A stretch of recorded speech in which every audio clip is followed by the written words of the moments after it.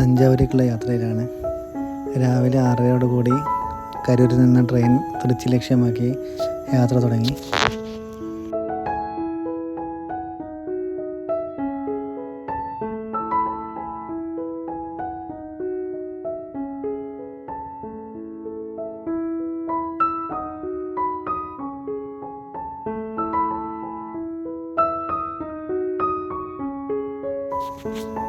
പുലർച്ചെയുള്ള കരൂരിൻ്റെ കാഴ്ചകൾ അതിമനോഹരമാണ്. ഞാൻ ആക്ച്വലി പുറത്തേക്ക് നോക്കുമ്പോൾ നല്ല വ്യൂസ് കിട്ടി. അത് നമ്മുടെ നാട്ടിൽ കേരളത്തിൽ കൂടെയൊക്കെ യാത്ര ചെയ്യുന്നൊരു ഫീലാണ്. ഫുൾ നെൽപ്പാടങ്ങളും വാഴക്കൃഷികളൊക്കെ ആയിട്ട് ഒരു എന്താ പറയുക, നമ്മുടെ പാലക്കാട് അല്ലെങ്കിൽ ആലപ്പുഴയൊക്കെ പോയൊരു ഫീല്. അപ്പോൾ പിന്നെ അത് ഒന്ന് ക്യാപ്ചർ ചെയ്യാമെന്ന് വിചാരിച്ച് സൈഡ് സീറ്റിൽ തന്നെ ഇരുന്ന ഫുൾ വീഡിയോ, പുറത്തേക്ക് ക്യാമറയൊക്കെ വെച്ച വീഡിയോസൊക്കെ എല്ലാം ഒപ്പിയെടുത്തു.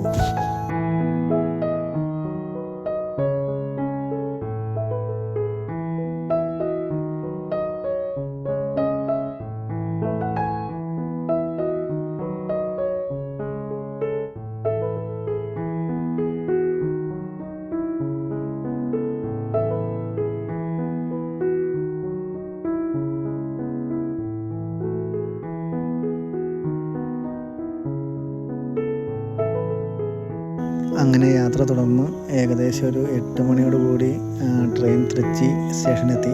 തൃച്ചിയിൽ നിന്ന് ബോഗി മാറ്റിയിട്ട് ഡയറക്ഷൻ മാറിയിട്ടാണ് വാഹനം, അതായത് ട്രെയിൻ ഓടുന്നത്. അപ്പോൾ അവിടെ ഏകദേശം ഒരു 10-15 മിനിറ്റോളം ഹാൾട്ട് ഉണ്ടായിരുന്നു ഈ എൻജിൻ മാറ്റാൻ വേണ്ടിയിട്ട്. ഇവിടെയൊക്കെ നന്നായിട്ട് മഴയൊക്കെ പെയ്തൊരു അടിപൊളി കാലാവസ്ഥയായിരുന്നു, തണുപ്പൊക്കെ ആയിട്ടുള്ളൊരു കാലാവസ്ഥയായിരുന്നു.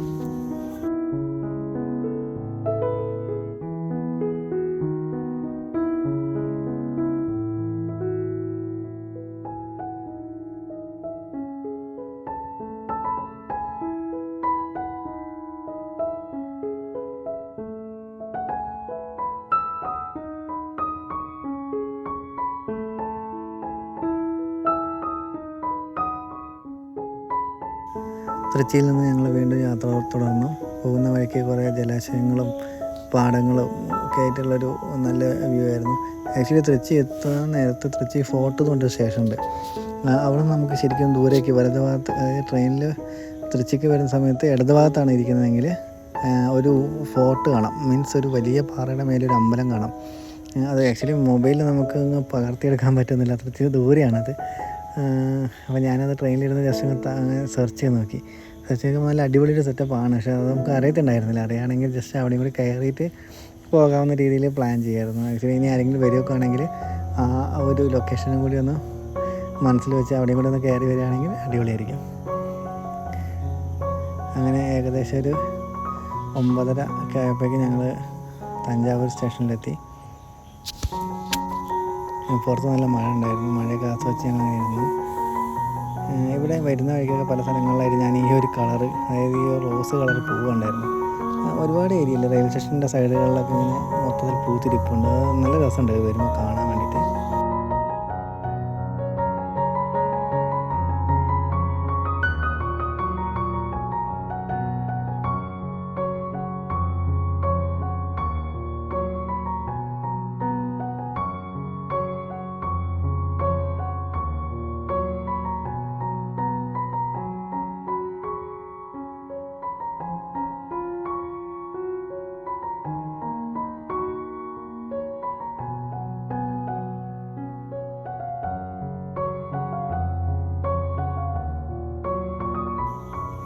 ഭയങ്കര എക്സൈറ്റഡ് ആയിട്ടാണ് ഞങ്ങൾ തൃച്ചിയിൽ വന്ന് ഇറങ്ങിയേക്കുന്നത്.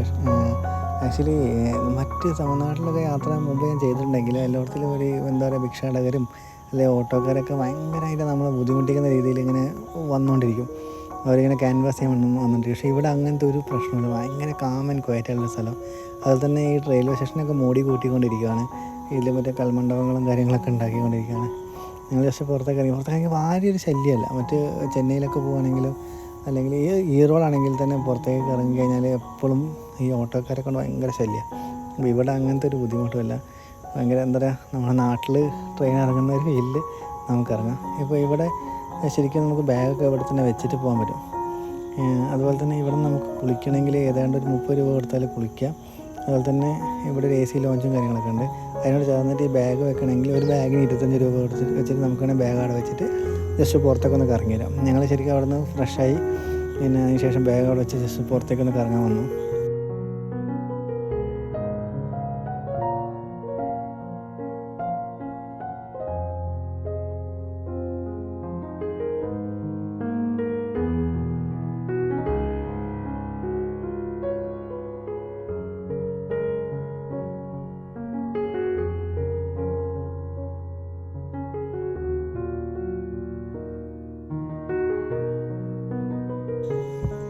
പിന്നെ ഇവിടെ യാത്ര ചെയ്തപ്പോൾ ഞാൻ ശ്രദ്ധിച്ച കാര്യം എന്താ വെച്ചാൽ, ഇപ്പോൾ റെയിൽവേ സ്റ്റേഷനിലൊക്കെ ജയലളിതയുടെയും പിന്നെ നമ്മുടെ MGRൻ്റെയൊക്കെ പ്രതിമകളൊക്കെ ഉണ്ടെങ്കിലും ഇവിടെ ചുറ്റും നമ്മളെ ഇലക്ഷനോടനുബന്ധിച്ചാണ് ഫുള്ള് ഈ DMKയുടെ അവരുടെ ഫ്ലെക്സും കാര്യങ്ങളൊക്കെ. സ്റ്റാലിന്, ഉദയനിധി സ്റ്റാലിന് അവരിങ്ങനെ നിറഞ്ഞു നിൽക്കുക എല്ലാ ചുമരുകളിലും.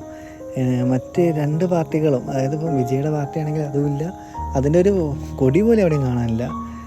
അതുപോലെ തന്നെ ഇതുമില്ല, ജയലളിതയുടെ അവരുടെ DMKയുടെ മറ്റ് കാര്യങ്ങൾ, അതായത് അവരുടെ കൊടികളോ കാര്യങ്ങളൊന്നും അതും കാണാനില്ല. ഇതാണ് ഞങ്ങൾ താമസിച്ച റൂം. ഇതിൻ്റെ ഓപ്പോസിറ്റ് ജോയി ആൽക്കാസ് ഉണ്ട് കേട്ടോ, കാശി എന്നാണ് അതിൻ്റെ പേര്.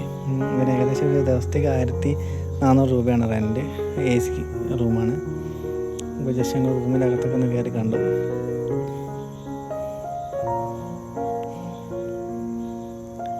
കമ്പാരിറ്റീവ്ലി സ്പേസ് കുറവാണ്, പക്ഷെ നല്ല വലിയ ബെഡും കാര്യങ്ങളൊക്കെയാണ്. പിന്നെ ശ്രദ്ധിച്ചെന്ന് വെച്ചാൽ വാളിലുള്ള AC, പഴയ ടൈപ്പ് പെട്ടി AC ഇല്ലേ, അതാണ്. ഞാൻ ഈ സാധനം ആദ്യമായിട്ട് ഉപയോഗിക്കുന്നത്. ഇതിൻ്റെ സ്വിച്ചും കാര്യങ്ങളൊക്കെ ഒന്ന് കണ്ടുപിടിച്ച് ഓണാക്കി സെറ്റാക്കി. ബാത്റൂമും കാര്യങ്ങളൊന്നും കുഴപ്പമില്ല, അത്യാവശ്യം കൊള്ളാവുന്നൊരു ഹോട്ടൽ.